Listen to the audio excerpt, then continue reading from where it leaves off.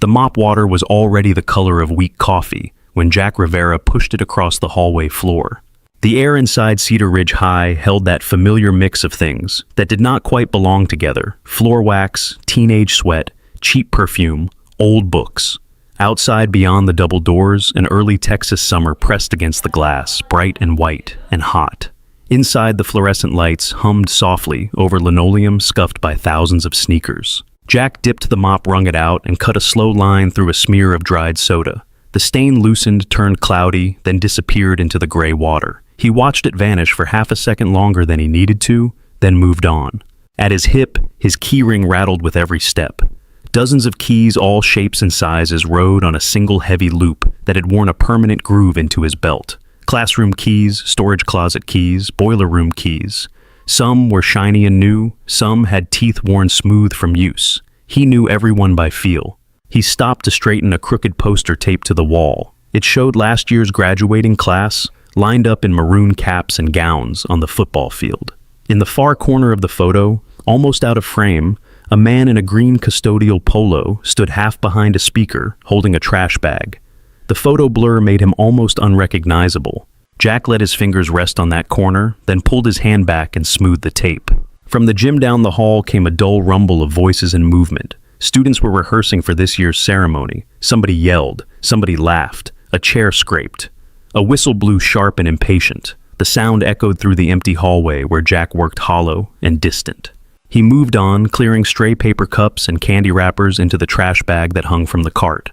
A wrapper stuck to the floor, glued down by something sticky. He peeled it up. The smear beneath smelled faintly of orange and sugar. His knees popped as he squatted to scrub. "Stubborn, huh?" he muttered, more to the stain than to anyone else. The pad rasped against the tile. The stain gave little by little until only a faint shadow remained. He rinsed the pad in the bucket, watching the swirl of cloudy water settle. The walkie clip to his collar crackled. "Rivera, you still in the East Hall?" Assistant Principal Macklin's voice had the flat tone of someone who had not learned to say please in years. Jack pressed the button. "Yes, sir, just finishing up. Gym bathrooms are a mess. Kids tracking dirt all over. Hit those before you clock out." "On it," Jack said. He set the mop back in the rolling caddy and pushed the cart toward the gym keys singing at his side. As he passed the trophy case, rows of gold-plated plastic athletes gleamed under the dim light. Football, basketball, track. Team photos in their frames, kids grinning under helmets, coaches with clipboards. At the bottom sat a dusty framed article from the local paper about Cedar Ridge honoring veterans at graduation. He was not in that picture. He had been in the back of the crowd that day holding a broom. He kept walking. The gym doors were propped open with a pair of rolled-up mats. Inside, the bleachers creaked under the weight of students practicing how to walk in a straight line. The principal stood on the stage in shirt sleeves, waving his arms, trying to herd them into something resembling order. "Remember, this is a dignified ceremony," he called out. "Eyes forward, no phones, tassels on the right, until I say." A group of seniors in maroon gowns loitered near the bleachers, fiddling with their caps. Jack caught a flash of familiar dark hair, a profile. Lily. His daughter stood with a cluster of friends, gown half-zipped, hands moving quick as she talked. Emma sat on the bottom step of the bleacher's, earbuds and notebook balanced on her knees. Same face, same eyes, different way of carrying themselves. Jack slowed, instinctively staying in the shadow of the doorway where the light from the hall did not quite reach. It was not that he needed to hide. Habits just had a way of settling into his bones. Lily laughed at something a friend said. The sound carried over the squeak of sneakers and the murmur of the crowd. Jack felt the laugh in his chest. He did not call out. He knew them well enough to know when to keep his distance. "Custodial," Macklin snapped from somewhere behind him. "Bathrooms, now!" Jack nodded without turning around and angled toward the side hallway that led to the locker rooms. The gym floor under his boots was smooth slick in places where the polish had not fully dried. The smell of sweat and cheap body spray intensified near the locker rooms. The boys' bathroom beside the gym looked like a small storm had passed through. Muddy footprints, paper towels on the floor, a trail of something that might have been sports drink down the wall. Jack snapped on a pair of gloves and pulled out the spray bottle. The work settled into his muscles, familiar and simple. Spray, scrub, wipe, repeat. Stains lifted, disappeared, returned as faint ghosts, then faded with another swipe. The hiss of the spray bottle and the low squeak of the rag filled the space between occasional shouts from the gym. Under the fluorescent lights, the scars on the backs of his hands stood out pale against his tan. Long ropey lines across the knuckles, a crescent near his thumb, a smaller puckered mark near his wrist where the veins jumped. Years ago, those same hands had gripped a rifle shoved aside. Debris hauled more weight than they should have. Now they scrubbed tile. He finished the sinks, then moved on to the stalls. Someone had drawn a crude crown in black marker on the inside of one door and written, "Class of Kings." Jack shook his head but did not bother with it yet. Marker came off with a different chemical and a different kind of effort. The stain could wait one more day. When the bathrooms were as clean as they were going to get, he stripped off the gloves and checked the time on the cheap watch around his wrist. Almost 4. Lily and Emma would be home by now. He guided the cart back through the hall, stopping to flip off lights as he passed. Darkness followed him in sections, swallowing lockers and posters, the buildings of the school disappearing into shadow piece by piece until only the emergency exit signs still glowed red. In the custodial room near the back of the school, he parked the cart in its corner. The room smelled like bleach oil and old coffee. A metal locker with his name stenciled on it leaned slightly to one side. He opened it. Inside, a denim jacket hung next to a spare uniform. A lunchbox sat on the shelf empty. On the back wall of the locker, tucked into the frame, an old photograph was taped in place. 2 girls, maybe 5 years old, sat in a plastic kiddie pool, holding cheap water pistols, grinning rainbow popsicle stains across their faces. He smiled at it without thinking. On the narrow shelf below lay a small metal tin. Jack hesitated, then slid it toward him and popped the lid. The challenge coin caught the light, even in the dim room. The metal was worn smooth at the edges from fingers that had turned it over and over years ago. One side held an engraved emblem, a black bird wings half spread perched above the number 17. The other side read in small letters, "Bring them home." Jack turned it between thumb and forefinger, feeling the familiar weight, then closed it back into the tin. The coin went in first. The tin went to the back of the shelf. His folded work gloves went on top. He took off his gloves from today and tucked them in alongside. Then he grabbed his denim jacket and shrugged it on over the green polo. The keys stayed at his hip. They always did. He clocked out using the old punch clock on the wall. The card slid in the machine, stamped a time in red ink. There was a certain comfort in the hard little click it made.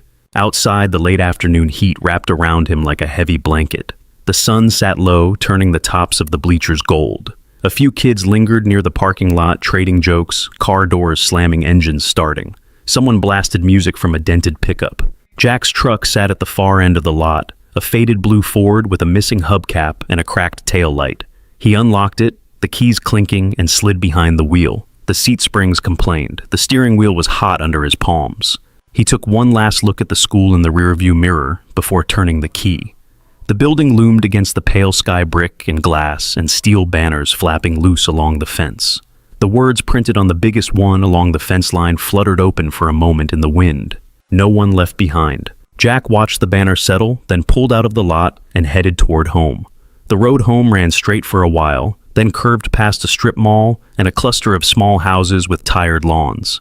Jack drove with the window cracked, letting in a thin, hot breeze that smelled of asphalt and cut grass. The radio stayed off.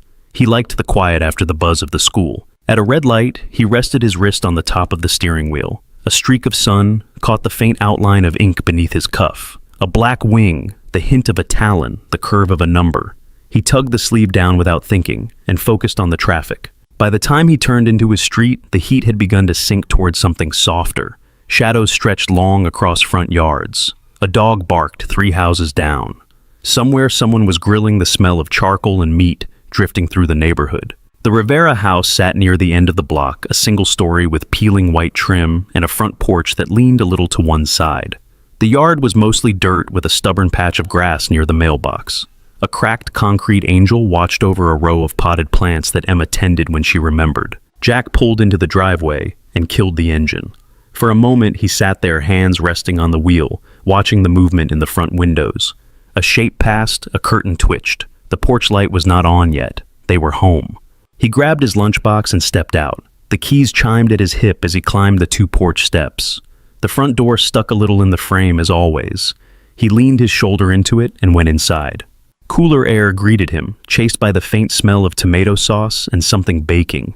The television murmured in the living room, a game show host laughing at his own joke. A fan turned lazily in the ceiling. "Hey, it is the working man," Lily called from the kitchen.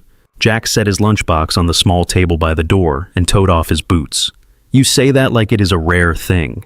"In this house, it is," she said. She appeared in the doorway, hair pulled into a messy bun, bare feet, an apron tied over her t-shirt and shorts. A smear of red dotted her arm where she must have bumped the pot. "Smells good," Jack said. "What are we having, Chef Rivera?" "Spaghetti. Garlic bread if I do not burn it again." Lily wiped her arm with the back of her wrist. "Emma is on salad duty, which means we are probably just having lettuce in a bowl." "I heard that," Emma said from the kitchen. Her voice was softer, but it carried. "And there are tomatoes." Jack walked into the kitchen. It was small, crowded by the three of them cabinets chipped along the edge's countertop, scarred by heat rings and knife marks. A pot simmered on the stove, steam fogging the nearby window. Emma stood at the counter, carefully slicing a tomato into thin wedges, her dark hair falling forward until she hooked it back with one finger. "Hey, kiddo," he said. "Hey," she replied without looking up. A hint of a smile tugged at the corner of her mouth. He washed his hands in the sink, the water running warm, the soap smelling faintly of fake lemons. As he dried them on the towel, his eyes slid to the calendar pinned to the wall. A date circled in red. Tomorrow. Underneath, Lily had written in block letters, "Grad" with 3 exclamation marks. "Big day," he said, more to fill the air than anything. "Yeah," Lily answered. "You ready to cry, old man?" "I do not cry," Jack said. "I leak, very rugged." She rolled her eyes, but her laugh came easy. She turned back to the oven, checking the bread, letting the door slam shut with a small thud. Emma glanced at the calendar, then at him. For a second, their eyes met. Something flickered there quick. Then she dropped her gaze to the cutting board. They ate at the small table in the living room, because the kitchen had no space for a proper dining table. Plates balanced on placemats that had seen better days. A glass of water beside each plate. The television stayed on, but muted bright images flashing silently in the background. Jack twirled spaghetti on his fork and took a bite. The sauce tasted more like canned tomatoes than anything else, but it was warm, and the bread was only a little burned at the edges. "This is good," he said. "Do not sound so surprised," Lily said. "I am never surprised when you do something well," he replied. "Just when you do not burn the bread." Emma smiled into her glass. They talked about trivial things at first. A teacher who had mispronounced names during rehearsal, a classmate who had tripped on the stage steps. The way the gowns made everyone look like they were drowning in fabric. Jack listened, asked questions, laughed in the right places. It felt like any other evening, which was probably why the shift in Lily's tone stood out when she finally cleared her throat. "So," she said, pushing a piece of bread around her plate, "about tomorrow." Jack stabbed another forkful of pasta, though he was not hungry anymore. "What about it? I have the day circled on my mental calendar." Lily folded her napkin, unfolded it, folded it again. Emma watched her, then set her own fork down, hands folding in her lap. "There is a parents' section," Lily said, "on the field, for photos and stuff." "Sounds fancy," Jack said. "Do I need to rent a tux?" She gave him a look that was half amused, half uncomfortable. "You do not own a suit, Dad." "I own a tie, somewhere, maybe." Emma picked at a crumb on the table. The fan above them clicked faintly with each rotation. "I was thinking," Lily went on, "maybe you could, I do not know, stand kind of in the back. Not right up in the middle with all the parents. Just like where you can still see us, but you are not, in all the pictures." The words hung there, not fully landing, as if they were waiting for permission to sink in. Jack set his fork down gently. He did not look at her right away. He watched the condensation slide down the side of his water glass, forming a small puddle on the table. "In the back," he said. "Just because there will be a lot of cameras," Lily said quickly. "And people get weird about, staff being in the shots and stuff. Remember how that mom complained last year, Mrs. Caldwell? She flipped out because the janitor was in the background of her kid's photo. I do not want anyone giving you a hard time. Or us. I mean, it is just a photo. It is stupid." Her words started to trip over each other, speeding up. Emma shifted in her chair. "It is not that we are ashamed," Emma said softly. Her voice almost got lost under Lily's. "Just people can be, judgmental." Jack looked at both of them now. Lily's cheeks had flushed pink. Emma's eyes were fixed on the tablecloth, her fingers pressed together so hard the knuckles were pale. He felt something in his chest tighten, then loosen. He had spent years learning the shape of their fear.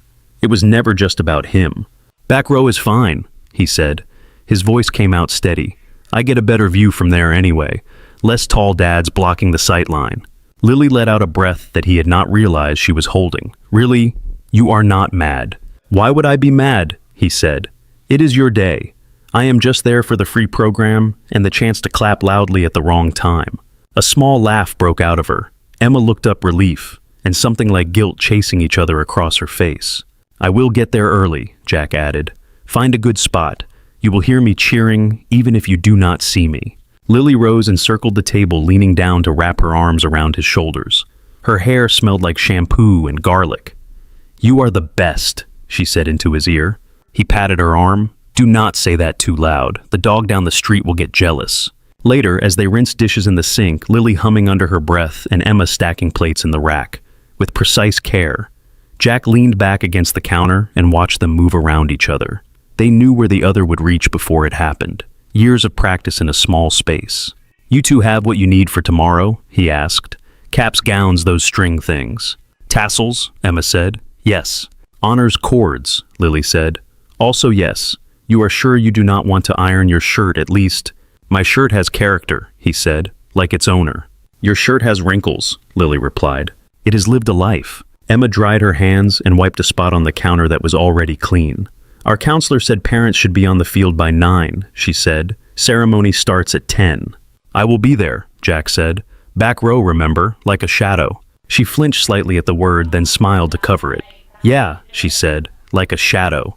The next morning, the halls of Cedar Ridge felt different. The building hummed with a nervous, buzzing energy. Seniors in half-zipped gowns hurried past mortarboards tucked under their arms. Teachers carried stacks of programs and clipboards. The janitorial cart still rolled over the same floors, but the air around it felt charged. Jack had come in early uniform, already damp at the collar from the humidity. Confetti from some unofficial celebration the night before littered the front entry. He swept it into tidy piles, the dustpan scraping lightly. As he bent to empty the pan into a trash bag, he heard shoes approach and stop nearby. The sound was heavier than student sneakers. He straightened and found Mr. Harris watching him. The history teacher leaned on the doorframe, tie slightly crooked coffee mug in one hand. Deep lines framed his eyes, which were sharper than his mild expression usually suggested. "Morning, Jack," he said. "Morning, Mr. Harris. You ready for the big show?" Harris nodded toward the gym, where a crew was setting up a row of folding chairs.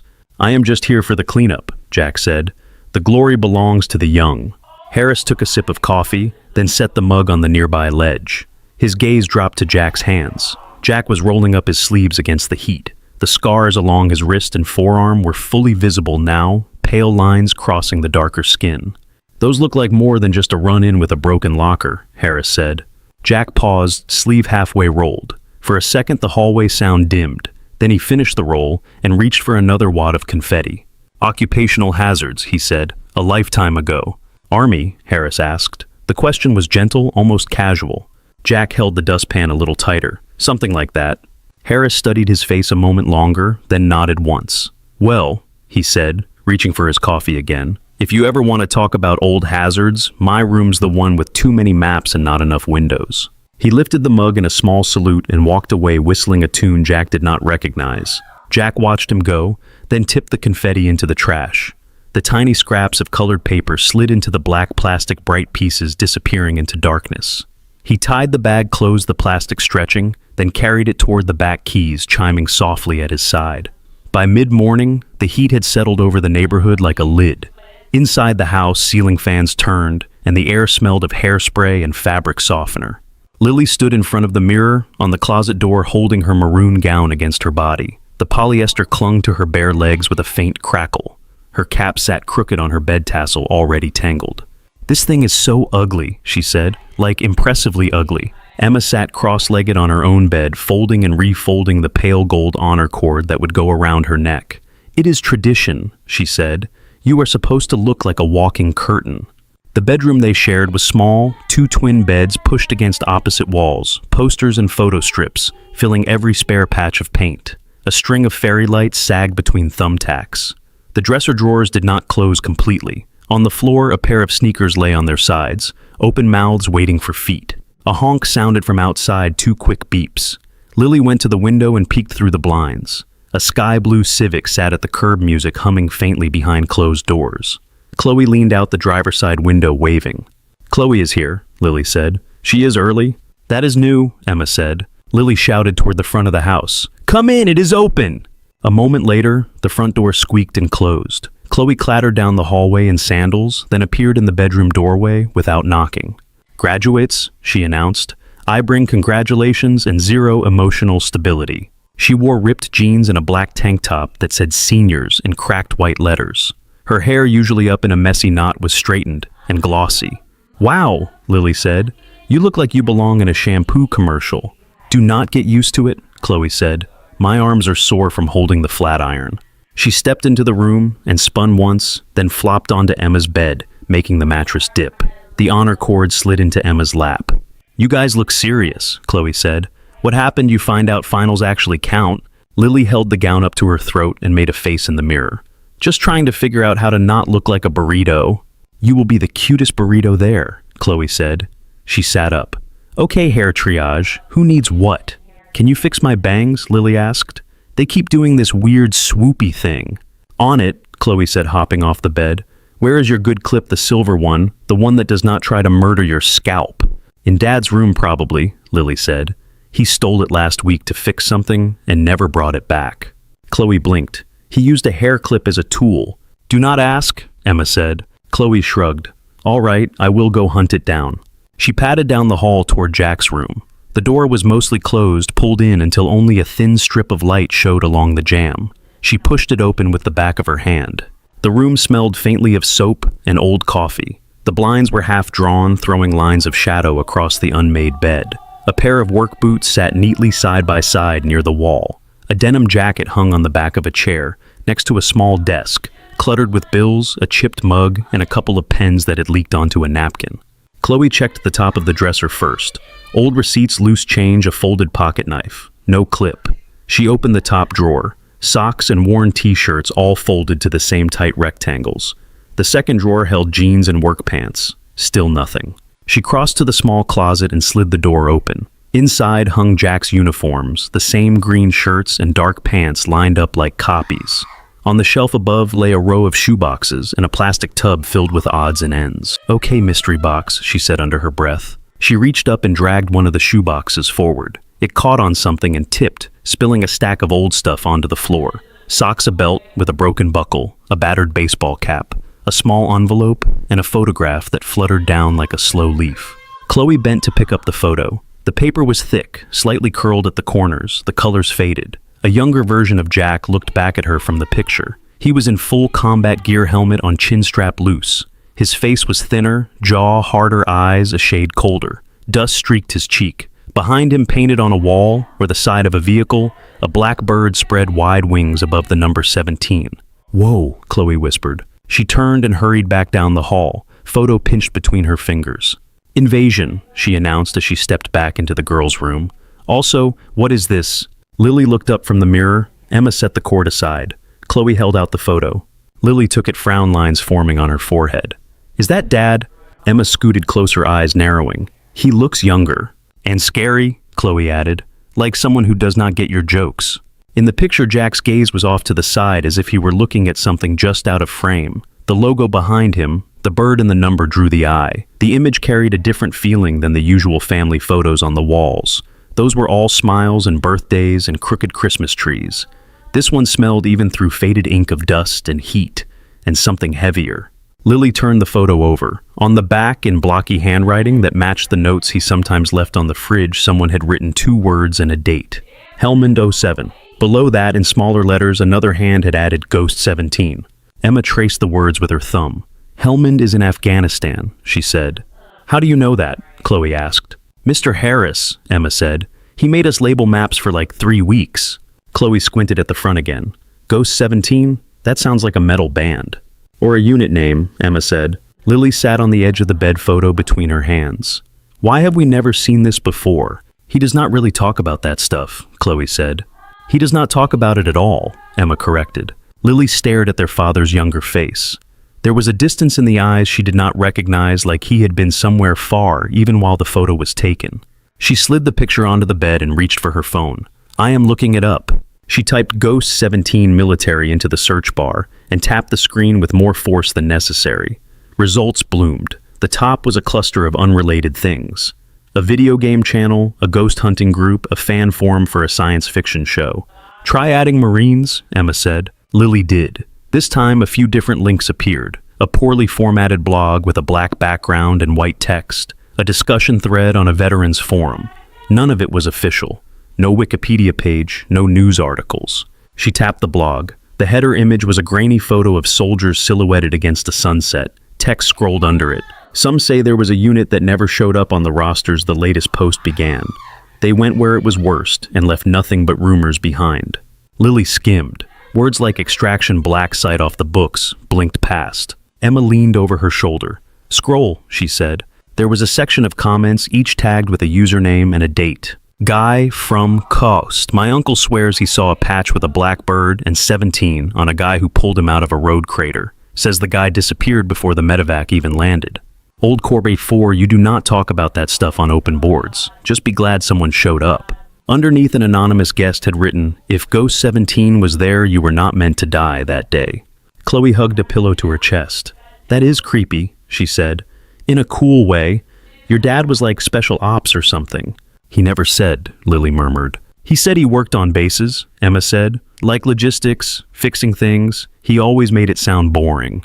Lily scrolled further, but there was nothing solid. Just stories that sounded like campfire tales, names half redacted, places blurred. She set the phone down slowly. The room felt different, as if the floor had shifted a fraction of an inch, and her balance had not yet caught up. "We told him to stand in the back," she said quietly. Emma picked up the photo again, this time more carefully. "We did not know," she said. "But we do not know anything," Lily said. "We do not know who he was. We do not know what he did. We just know he mops floors and fixes leaky sinks and drives an old truck that smells like French fries." Chloe looked between them, sensing the change. Her usual jokes stayed where they were.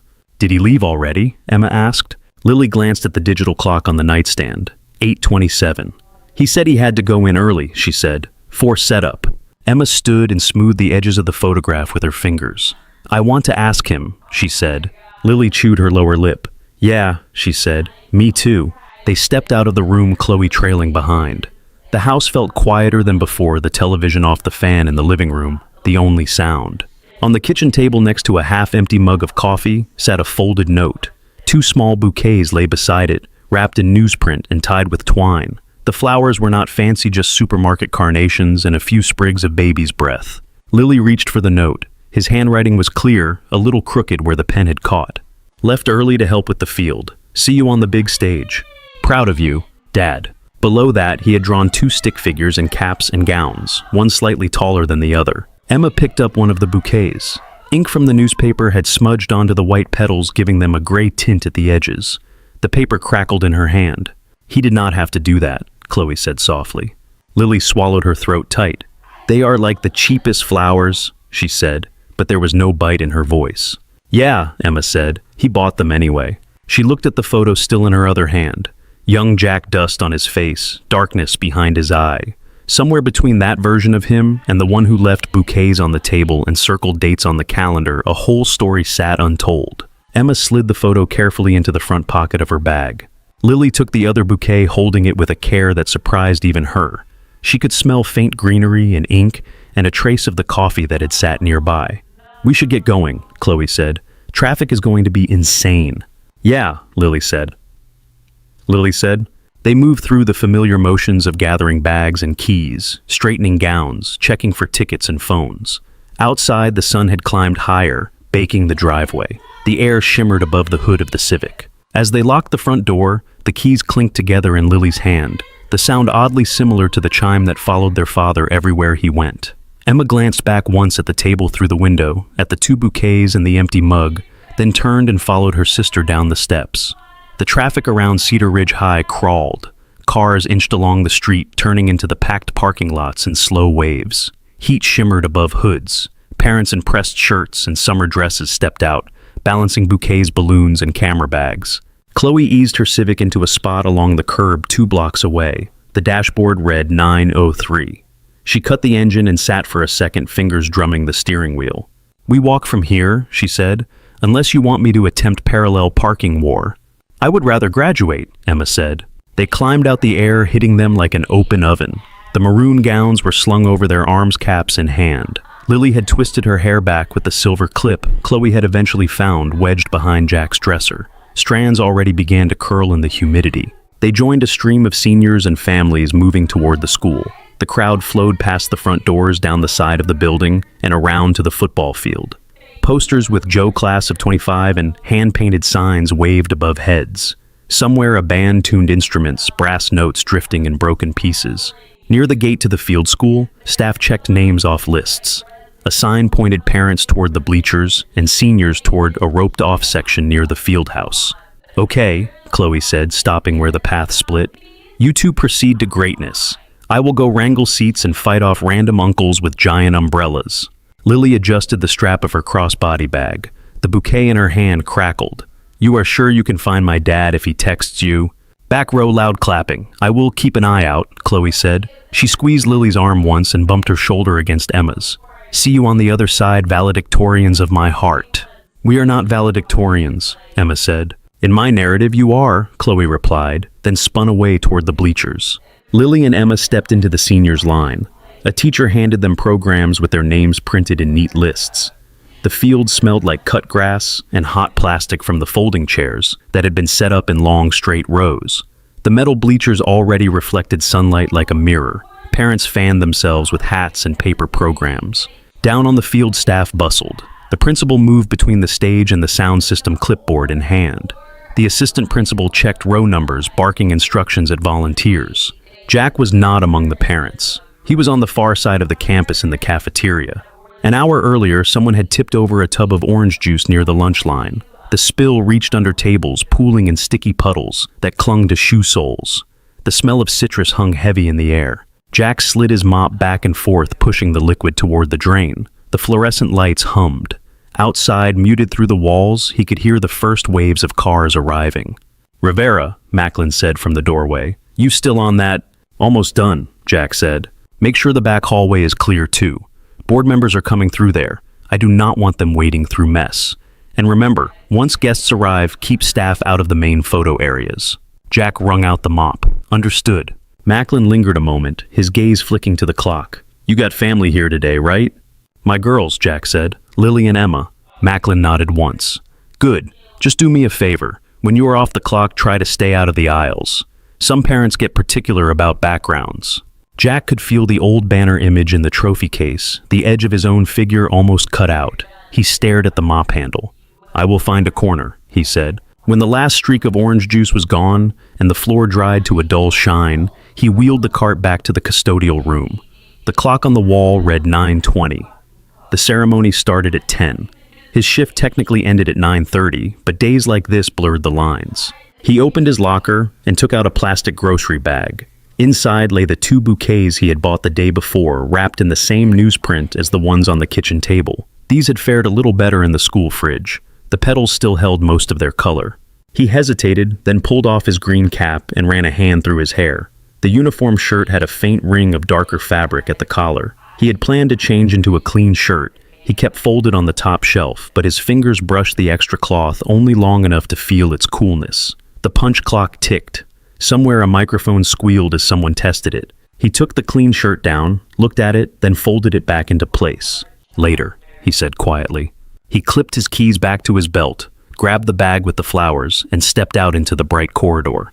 Outside, the field was nearly full. The bleachers on the home side were a patchwork of colors, parents leaning toward each other, raising phones and cameras, shielding their eyes against the sun.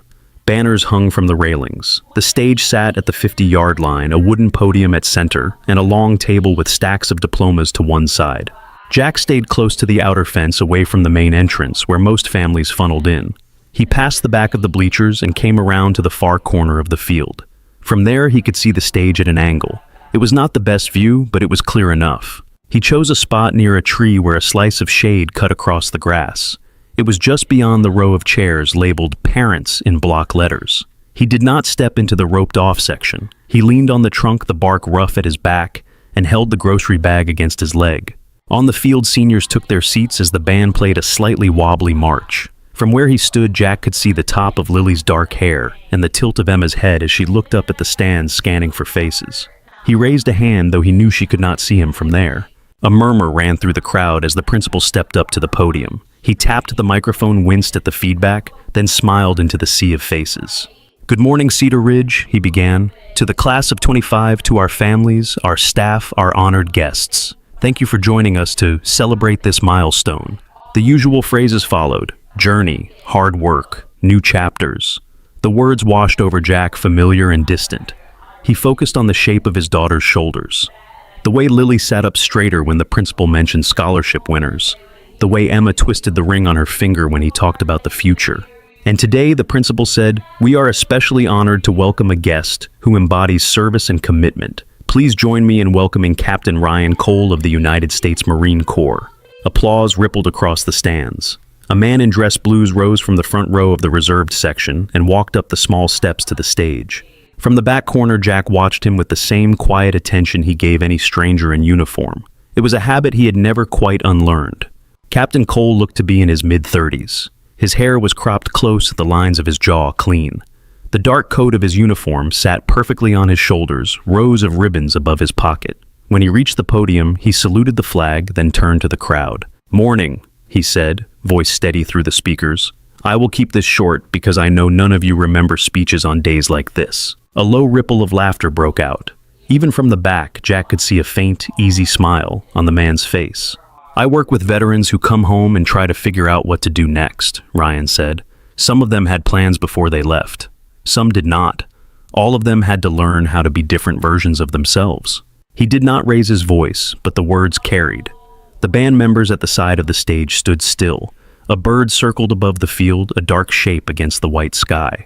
"In my line of work," Ryan continued, "I meet a lot of people who say I am nobody special. I just did my job. They say it the same way a mechanic might say he fixed your brakes, like it is nothing." Jack shifted his weight. The bark at his back pressed against his shoulders, grounding him. "What I have learned," Ryan said, "is that sometimes the quiet ones, the ones who go home and shrug off the things they have done, are the ones who carried the most weight when it mattered." Lily listened from her seat, hands clasped around the program in her lap. The sun caught the edges of the folded paper, bright against the maroon of her gown. Beside her, Emma watched the captain with a small crease between her brows. The phrase "different versions of themselves" lodged in her mind and did not move. Ryan spoke about finishing what you start, about service to others in and out of uniform, about showing up when it is hard and when it is boring and when nobody is applauding. He did not tell war stories. He kept it simple, his gaze moving over the faces in front of him, from the front row to the distant corner where a man in a green custodial shirt stood half in shadow. "Whoever you become," he said, "someone helped you get there. A teacher, a parent, a neighbor, maybe someone you do not even know the full story of.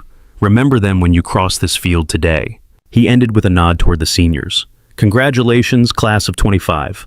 The applause rose again, louder this time. The band struck up a triumphant song, brass bright in the heat. Ryan stepped away from the podium and down the stairs at the side of the stage. Jack shifted the grocery bag in his hand. The flowers rustled. Sweat trickled down the back of his neck. He tried to wipe it away with his shoulder, careful not to crush the paper. In the stands, Chloe shaded her eyes with one hand and scanned the edge of the field. She spotted a familiar green shirt near the tree line, a flash of denim at the collar. She lifted her arm and waved, even though she knew Jack probably could not see her in the glare. On the field, the principal returned to the microphone to begin the long process of calling names. Staff members and a few volunteers moved among the rows of parents offering water and pointing out empty seats. Captain Cole did not sit back down right away.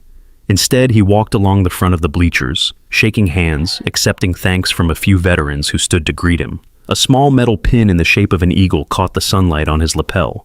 He moved slowly one section at a time, talking with families, members of the school board, and the local pastor. Each time he gave the same easy half smile, the same firm handshake. As he worked his way along the line, his path curved gradually toward the far side of the field. It brought him closer to the tree where Jack stood holding his flowers, half hidden behind the trunk, eyes fixed on the stage where his daughters waited for their names. Names rolled over the speakers in a steady rhythm. Aaron Blake, Maria Bonilla. Each student rose, crossed the stage, shook hands, posed for a photo in front of the school banner. Applause came in little bursts scattered across the stands as families recognized their own. Jack watched from his sliver of shade. The grass under his boots was dry, a little brittle. The tree beside him hummed with insects. He shifted the grocery bag from one hand to the other. The plastic handles had begun to cut into his fingers. From here, the students looked smaller than they did at home. The gowns made them anonymous islands of maroon in straight rows. Every now and then he picked out a familiar gesture, a way a head tilted or a shoulder rolled, but he could not always tell if it belonged to Lily or Emma or someone else.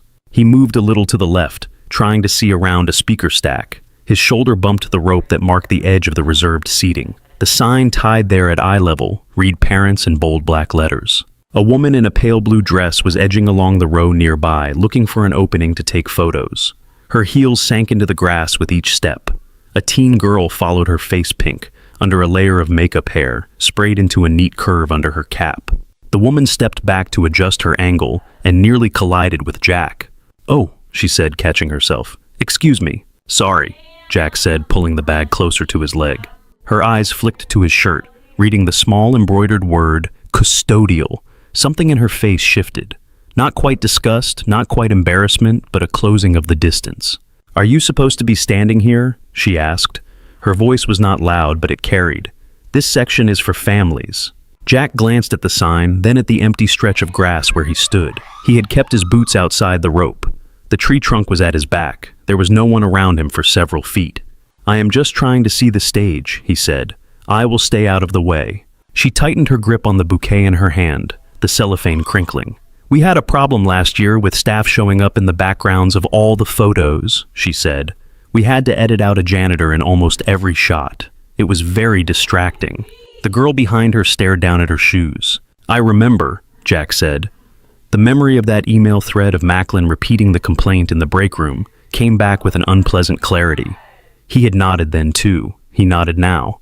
"I will move." He stepped further back until the bark of the tree pressed between his shoulder blades. He could feel the rough pattern through the cotton of his shirt. The shade shrank and the sun caught the side of his face. "Thank you," the woman said, already turning away. She lifted her phone arm straight, focusing on the stage. Jack swallowed and adjusted his grip on the bag again. His hand had gone a little numb. He turned his head and spat once into the grass, a small, bitter taste gone as soon as it came. On the stage, the line of students continued. Cameron Bright, Sophie Caldwell. The girl in the careful hair and cap made her way up the steps, shaking hands, smiling for the camera. The woman in blue steadied her phone with both hands, face smoothing into pride. Out among the bleachers, Captain Ryan Cole had reached the section where school board members sat. He traded a few words with them, nodded, and moved on. The path in front of the stands brought him closer to the far corner.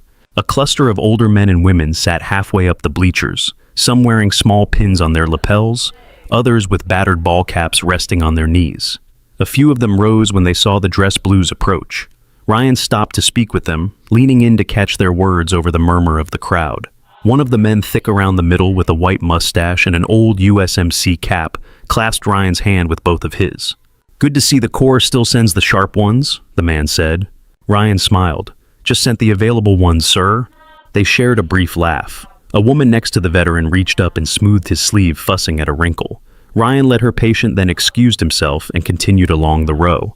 Each step took him closer to the tree line. Down on the field, Emma watched him out of the corner of her eye. Something about the way he carried himself nagged at her. Not his posture exactly, more the way he scanned his attention, sliding past the immediate and into the edges of things. Next to her, Lily whispered, "He is kind of movie star handsome." Emma did not answer. Her focus drifted beyond him, toward the far end of the bleachers to the patch of shade under the tree. It took her a moment to find the green of her father's shirt separated from the crowd by a stretch of empty grass. There he was, alone as promised, back row like a shadow. Her chest eased a little just seeing him, even if he was small and partially obscured. She nudged Lily and tilted her chin in that direction. Lily followed her gaze, squinting. "I see him," she said. "He actually came early." "Of course he did," Emma said. They both watched as he shifted his stance, lifting a hand to wipe at his forehead. The movement exposed a strip of skin at his wrist as his sleeve rode up. The sunlight caught the faint lines of ink that had been hidden by fabric all morning. Ryan rounded the end of the bleachers and stepped off the packed dirt path onto the grass. He kept one eye on the stage, ready to pause and clap at intervals, but his habitual scan of the perimeter never really stopped. It had been trained into him long before he wore a liaison badge. His gaze swept past the parents in lawn chairs, the toddlers playing with discarded programs, the staff manning the water coolers. It snagged almost by habit on the lone figure under the tree. Custodial shirt, work pants, grocery bag, folded posture. Not unusual, not his business. He would have kept going if the man had not lifted his arm at that exact moment to wipe the sweat from his neck with the back of his wrist. The sleeve slid just enough to reveal the ink. A black shape curved the tail of a wing, the arc of a number. The image burned into Ryan's brain through months of repetition came rushing back with a clarity that made his breath hitch. For a second, the field dissolved. The sound of the band, the names over the speaker, the rustle of programs all fell away. In their place came the roar of rotors, the stink of jet fuel and burnt rubber. Orange light from flames licking at twisted metal. The silhouette of that same bird painted on a Humvee's armored door. The number 17 beneath it. A hand grabbing his vest and yanking him bodily into motion. His foot slowed, then stopped. He stood there on the grass, the sun hot on his neck, staring at the patch of skin above the man's watch band. The man lowered his arm. The sleeve slipped back into place. The ink disappeared. Ryan took a step forward. The grocery bag rustled as Jack shifted, aware of someone approaching. He looked up, expecting another parent with a gentle complaint about standing too close to their shot. Instead, he saw dress blues and a face he recognized without knowing the name. It was the look that did it. The way the man studied his surroundings first and him second. It was the look of someone who had slept light for a very long time. "Sir," Ryan said. Jack blinked. "You talking to me?" Ryan nodded once. Up close, the lines around the older man's eyes were deeper, but the structure of his face had the same solid strength as the one in the memory Ryan kept buried under official reports. "Nice speech," Jack said, because it seemed like something normal to say. "Thank you," Ryan replied on reflex. His attention kept sliding to the man's wrist. Was that a crow? Jack glanced down, following his gaze. He adjusted his grip on the bag so the sleeve dropped lower. "Just an old tattoo," he said. "Bad idea from a long time ago." Ryan wet his lips. "I have seen some bad ink," he said. That looked very specific. He let his voice drop slightly on the last words, enough that they did not carry beyond the space between them. Jack felt the familiar prickle at the base of his neck. He had not heard the name in years, but his body recognized the posture, the tone. He had once stood in similar uniforms, speaking to men much like himself, probing gently at edges they were not supposed to cross. He straightened, a little careful not to show it. "Can I help you with something, Captain?" The rank came out easily, old habits again. Ryan's eyes flicked up to his face sharp. "You know the rank from the uniform," he said. "You know more than that." Jack shifted his weight. The keys at his hip chimed softly. "I watch television sometimes." On the field, the principal called another string of names. Ezra King, Natalie Lopez. Applause. A whoop from somewhere near the 50-yard line. Ryan reached up, touched the small radio bud in his left ear, and spoke so quietly that his lips barely moved. "Base, this is Cole," he said. "I might have a visual. Need eyes on a ghost unit insignia. Repeat possible ghost 17 contact." Static tickled in his ear, then settled. A voice from the command tent at the edge of the field responded just as low. "Copy, Cole. Say again, ghost 17. "Affirmative," he murmured. He let his hand drop from his ear. To anyone watching, it would have looked like a simple adjustment, nothing more. 3 rows up in the bleachers, the man with the white mustache and the USMC cap shifted in his seat. He had been watching the captain move more out of habit than curiosity. Old Marines tended to track other Marines the way retired firefighters tracked smoke. When he saw Ryan pause in the shade and fix his attention on a man in a green shirt, something about the set of his shoulders made the older man lean forward. The sunlight hit the brim of his cap. For a moment, the emblem stitched there glinted. A wing, a bird, a small embroidered 17, not official issue, a quiet nod between those who knew. He narrowed his eyes and studied the man under the tree. From this distance he could not see the tattoo, but there was something about the stance. Weight on the balls of his feet. Head slightly turned, ears on the whole field, even while talking to one person. He felt his heart pick up a beat. Next to him, his wife touched his arm. "You all right, Tom?" she asked. He did not answer right away. His gaze stayed on the figure in the shade, the grocery bag, the keys, the uniform shirt. "I think," he said slowly, "I might be seeing a ghost." Down on the field, Lily and Emma could not hear any of this. They watched the captain step toward their father, saw the 2 men speak, and felt a small thread of unease begin to wind tight in their stomachs, even if they could not have said why. The sun pressed down harder, flattening the sounds of the field into a heavy buzz. For a moment, no one near the tree spoke. Ryan cleared his throat. "That tattoo," he said quietly, "I have only ever seen one unit wear that. Ghost 17. Jack's jaw tightened. The name slid through him like ice. He kept his face neutral. "Do not know what that is," he said. Ryan studied him. Up close, he could see the faint white scar near the older man's hairline, the way his eyes never fully rested on any one point, always tracking motion at the edges. "You do," Ryan said. "You know exactly what that is." On the field, another name echoed through the speakers. Grace Kim. Polite clapping. Jack glanced toward the stage more to break eye contact than anything. The grocery bag shifted the stems inside, rattling softly. "I am on the clock, Captain," he said. "Gotta keep walkways clear." "You are off the clock in 10 minutes, Ryan replied. "You have been off the grid for almost 18 years. Jack felt his heart thud once hard. "You got me mixed up with someone else." Ryan tapped his radio again, eyes never leaving Jack's face. His voice dropped to a murmur. "Cole here," he said. "Describe Ghost 17 lead. Afghan Theater, Helmand 07. The response came after a pause, filtered and flat. "Copy Cole. File says team leader male, mid-20s, at time Hispanic 5'10".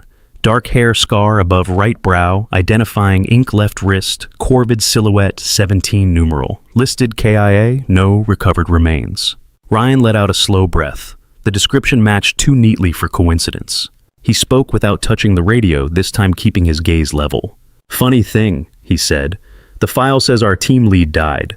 Then I come to a high school in Texas and find a janitor who meets every point on that list, including the bird on his wrist." Jack's grip on the bag tightened until the plastic squealed. "You got no proof," he said. "Plenty of people get birds tattooed." "Not that bird," Ryan answered. "Not with that number."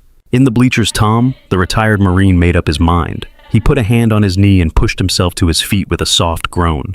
His cap tilted forward. Two other men rose with him, one thin and stooped, the other walking with the careful steps of someone whose back did not like stairs.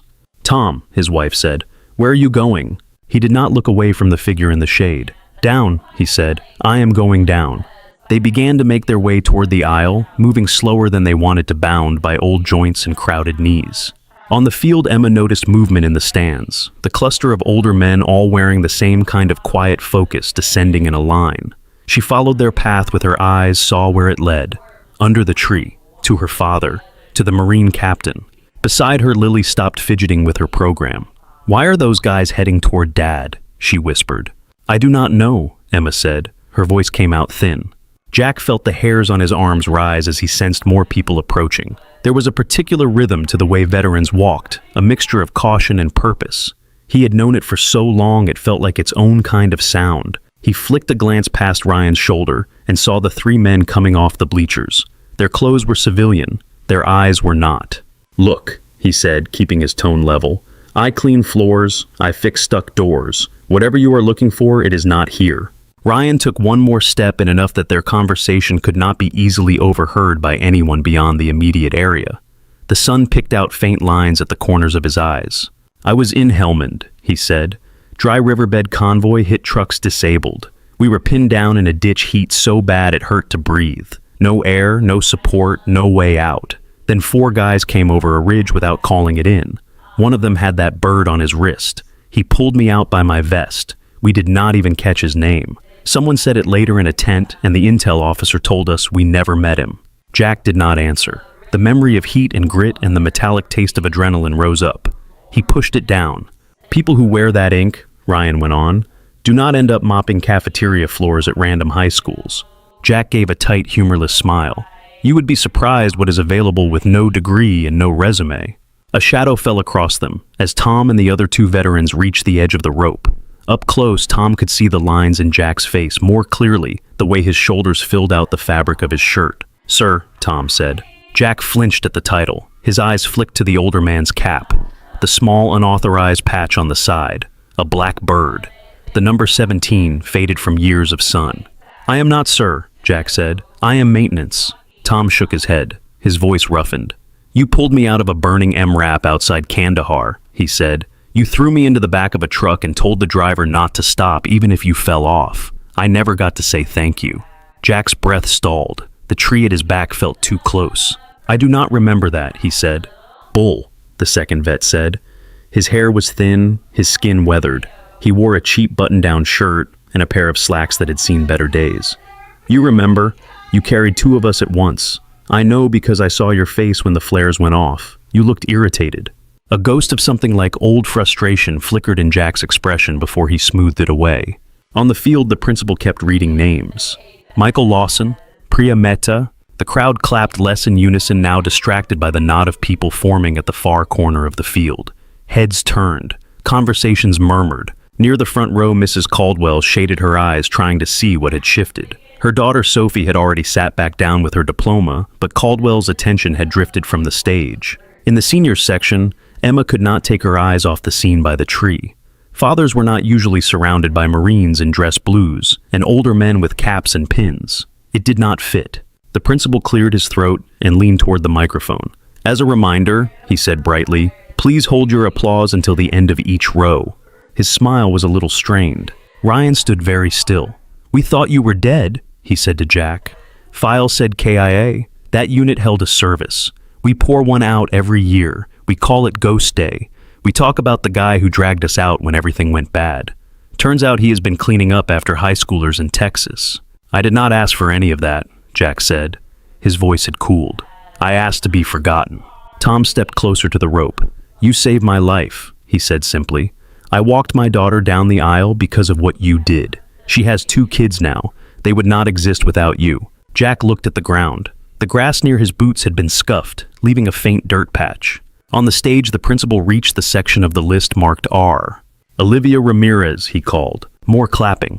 Emma felt her heart rate kick up. She knew what came next. She squeezed the program in her hands until the edge bent. Next, the principal announced, we have 2 of our top academic performers. Please join me in recognizing Lily Rivera and Emma Rivera. The sound of their names through the speakers made both sisters jolt, as if someone had tapped them on the shoulder.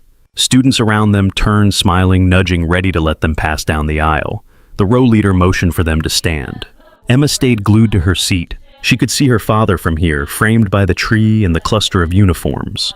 The Marine captain had shifted, angling his body as if preparing to move him somewhere. The older men were all looking at Jack with a mixture of awe and relief that made no sense. Lily Emma, the row leader hissed. That is you. Lily rose halfway, then stalled one hand on the back of her chair. Dad, she whispered, eyes fixed on the corner of the field.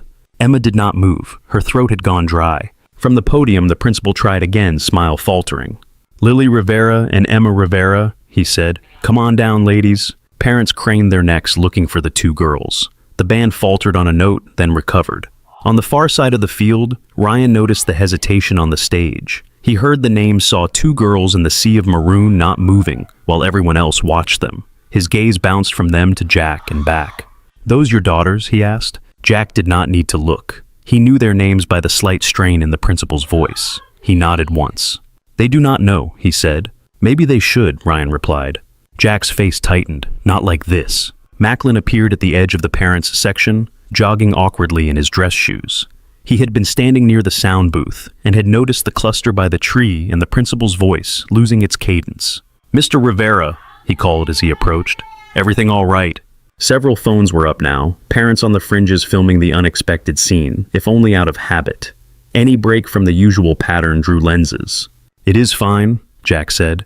He shifted, trying to angle himself so he hid the worst of the interaction from general view. The grocery bag knocked against his leg. Ryan shook his head. No, he said, it is not fine. He turned to Macklin. Sir, I need a quiet room to speak with Mr. Rivera, somewhere out of the way. Macklin bristled a little at being ordered around on his own field, but the uniform and the tone made it difficult to push back. Is there some kind of problem? He asked, eyes moving between them. Nothing that will disrupt your program, Ryan said, keeping his voice calm. We just need to talk somewhere that is not in front of 500 people. Tom cleared his throat. We would like to be part of that conversation, he said. Jack looked at the stage. The principal had moved on to the next name, smooth professional voice back in place, but the rhythm of applause around the R section was off. Lily and Emma were still in their seats. He could see the confusion in their faces even from this distance. He imagined them walking up there, diplomas in hand, wondering why their father had disappeared into a knot of strangers at the back of the field. He took a breath. Fine, he said. A room is fine. Macklin gestured toward the side door of the school building that opened near the field. Use classroom B12, he said. It is empty. Just do not make a scene. No one laughed. Ryan nodded. Thank you. Jack took one step, then another out of the shade. The sun hit his face full on, making him squint. The grocery bag swung at his side. The keys on his belt jingled with each stride, a small, stubborn soundtrack that had followed him through years of quiet work. He did not look up at the bleachers. He did not look at the stage. He kept his eyes on the doorway of the school, the cool darkness beyond it, a small mercy. In the seniors section, Lily grabbed Emma's hand. "Where is he going?" Lily asked. Emma swallowed. "I think something is wrong."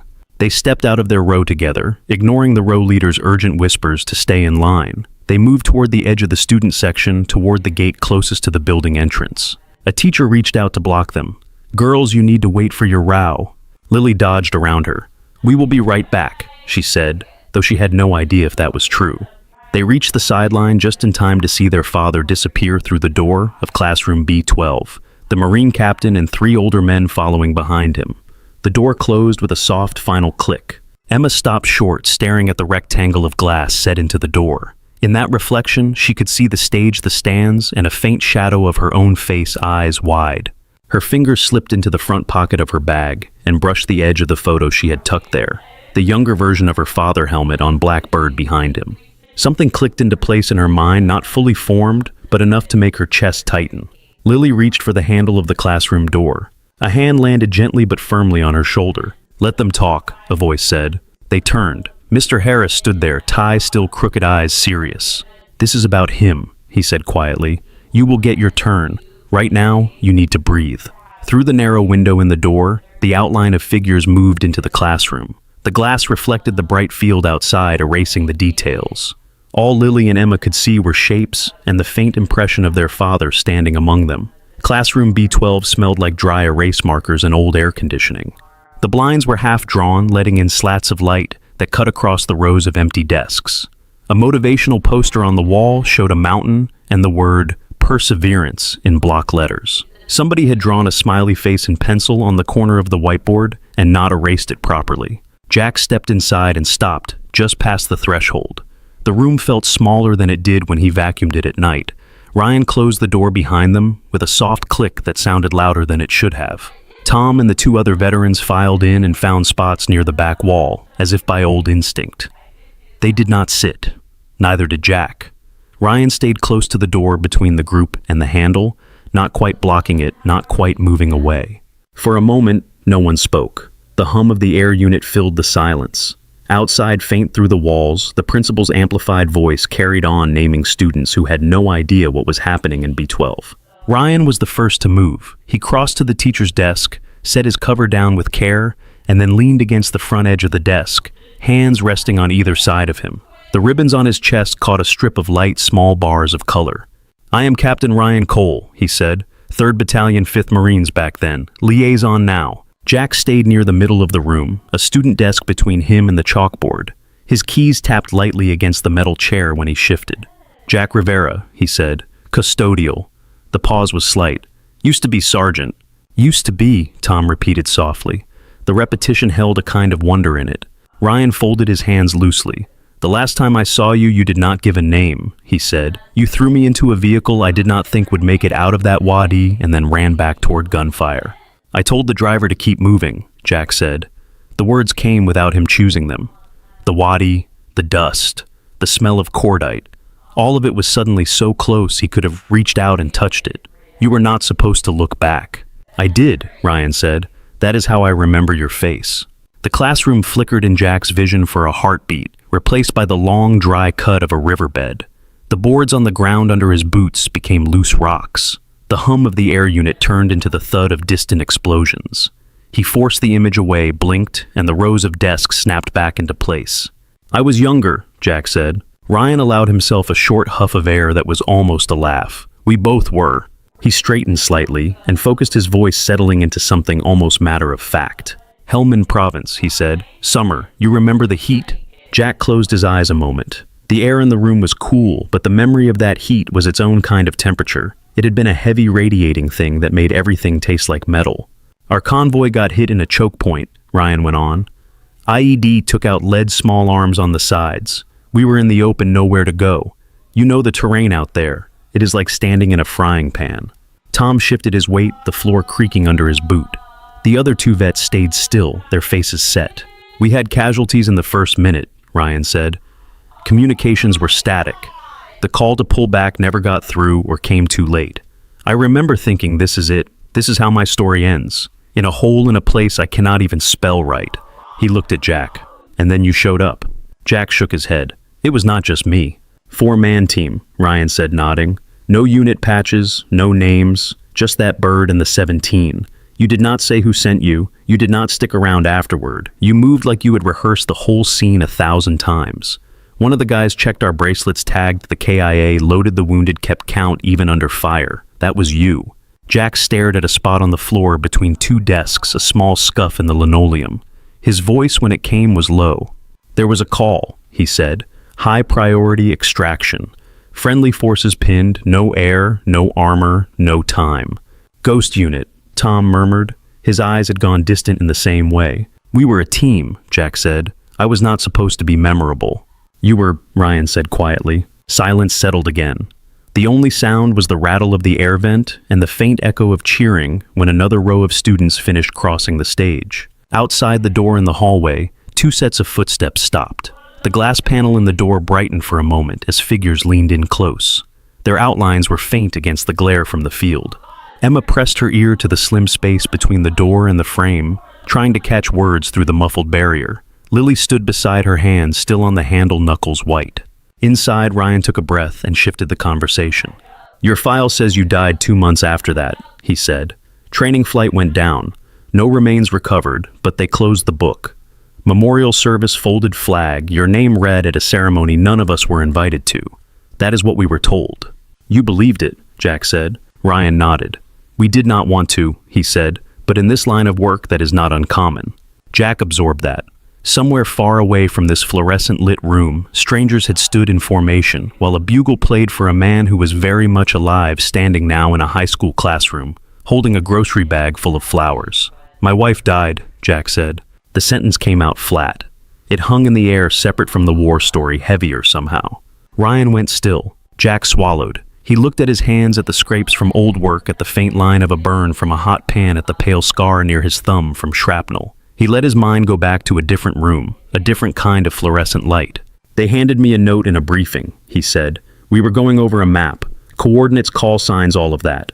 A runner comes in, whispers to the lieutenant. He hands me this slip of paper. It said my wife was in labor, early, complications." His voice thinned on the last word.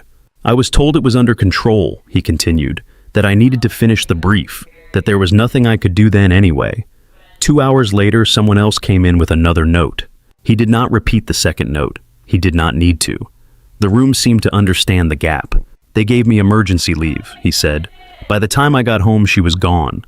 They had the girls in the nursery, tiny, tubes, tape on their skin. I held them for the first time at her funeral." Tom's jaw worked like he was chewing something tough that would not go down. One of the other vets looked at the tile ceiling, blinking fast. Ryan's throat flexed as he swallowed. "I am sorry," he said. The words felt insufficient, but they were what he had. Jack gave a short nod. "Me too," he said. "You could have stayed in," Ryan said after a moment. "Stateside billet, training, desk, there are options." Jack let out a breath that was almost a laugh, stripped of humor. "You and I both know stateside is just a different kind of staging area," he said. "One bad week in a place I cannot say out loud, and they start pulling whoever they can, wherever they can. I knew what ghost work was. They do not put you behind a desk for long if they think you are still useful in the field." Ryan did not argue. He had seen enough quick orders, enough sudden deployments to know the truth in that. "They offered me everything," Jack said. "Housing, pension, that nice graph they show you with benefits and numbers.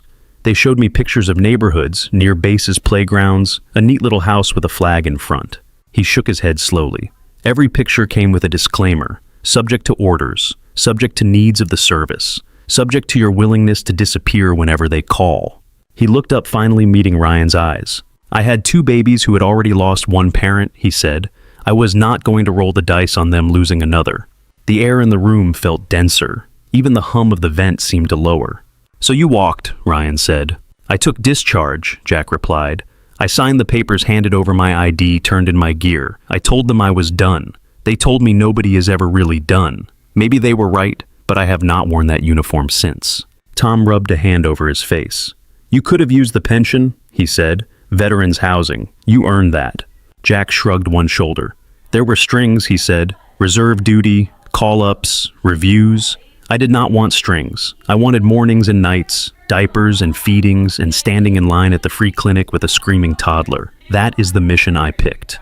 He did not add that the death benefit from his wife's life insurance had become the seed of a college fund carefully guarded, added to, with every extra shift. Every bicycle tire repaired in a dim garage at midnight. He did not have to. The tired pride in his voice filled in the picture. Outside the door, Emma pressed her forehead against the cool glass eyes closed. She could not catch every word, but enough phrases reached her in pieces. Wife died. Babies. Did not want strings. Her chest hurt. She grabbed Lily's wrist and held on. Inside, Ryan pushed off the desk and took a few steps closer. He kept his movements slow hands visible. "You have been working here how long?" he asked. Jack thought. The years had blurred into a repeating loop of semesters and summers, lockers opening and closing, floors waxed and stripped and waxed again. 17 years, he said. Since the girls were 1, it was the only job I could find that had predictable hours. Early mornings, late afternoons, no travel. Schools do not deploy. "You fix things," Ryan said. "Floors, lights, jammed doors, broken desks," Jack said. "I know every leak in this place. I know which toilets explode when kids flush half a roll. I know which hallway squeaks when you walk down it, and which tile on the 3rd floor will trip you if you do not watch your feet." There was a faint warmth in his tone now, a reluctant affection for the building he kept running. "And you raised your daughters," Ryan added. Jack nodded. "I made breakfast," he said. "Packed lunches when we could afford more than cafeteria vouchers. Walked them into kindergarten, sat in the back at school plays. Helped with math homework and pretended to be bad at it so they would feel smart. Showed up for parent conferences even when I had to go back and wax a gym floor after." His eyes softened when he spoke of them lines at the corners easing. "They asked me to stand in the back today," he said, "away from the other parents. I get it. Kids are cruel even when they do not mean to be. There is a hierarchy for everything. Some jobs look nicer in pictures." He glanced at his shirt at the faint ring of sweat at the collar. "They do not know," he said again. "Not about any of this. They think I worked on bases and then at schools. They think I patched fences and replaced fans. That is enough." "Is it?" Tom asked quietly. Jack looked at him. "It has to be." The second vet spoke up for the first time. His voice had a thin rasp as if sand had been ground into it at some point and never entirely left.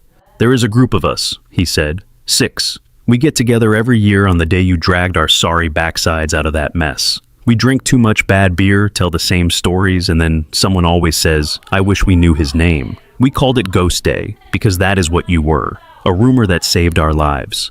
He reached into his pocket and pulled out his phone. The case was scratched. He swiped and turned the screen toward Jack. A photo filled it. 6 men in civilian clothes stood in a backyard. A grill smoked behind them. Children ran through a sprinkler in the background, limbs blurred. The men held plastic cups and wore the relaxed expressions of people who had lived long enough to age into themselves. "These are the guys from that convoy," the vet said. "That is Tom. That is me. That is Cole there before he got all shiny. The kids in the back, some of them would not exist if not for you." Jack stared at the image. He saw the slouch of shoulders he remembered, the distinctive tilt of a head, the scars he had helped bandage now softened by time. The children in the background laughed mid-run, frozen that way forever. Ryan watched his face. "You disappeared on us," he said. "We mourned you. We toasted you. We told our kids there was a man who walked into fire so someone else could walk out. Finding you here cleaning up spilled soda and getting yelled at by parents for being in the frame that sits wrong." Jack met his gaze. "It sits right to me," he said. "They see a janitor, that is all. I can go home at the end of the day and not bring ghosts with me." Outside, a cheer rose muffled but unmistakable as another row of graduates finished crossing. The sound seeped in through the thin classroom walls. Emma shifted her weight, the soles of her shoes squeaking softly on the hall tile. Lily wiped at her cheek with the back of her hand, surprised to find it damp. Inside, Tom cleared his throat again.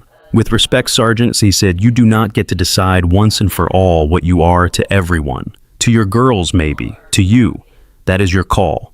To us, you are the reason we are standing here. That is not something you can mop away." Jack turned his head toward the window. From here, he could see just a sliver of field, a slice of sky, and the top of the bleachers. He could not see his daughters, but he could feel them out there, somewhere between this room and that stage. His hand tightened on the plastic handles until the bag crinkled. He did not notice that his other hand had drifted almost unconsciously to his left wrist, fingers resting over the hidden ink, as if to make sure it had not vanished. The handle of the classroom door rattled once, a small, impatient sound in the heavy air. All heads turned. The handle stilled, as if whoever had tried it had been stopped. Ryan glanced at the glass panel. Two blurred shapes hovered there, not quite close enough to be seen clearly. He looked back at Jack. "They are out there," he said quietly. Jack did not ask how he knew. A parent could feel his kids in a way that did not require eyes. "I did not want this for them," Jack said. "Questions, old stories, the kind of attention you cannot shut off when you go home."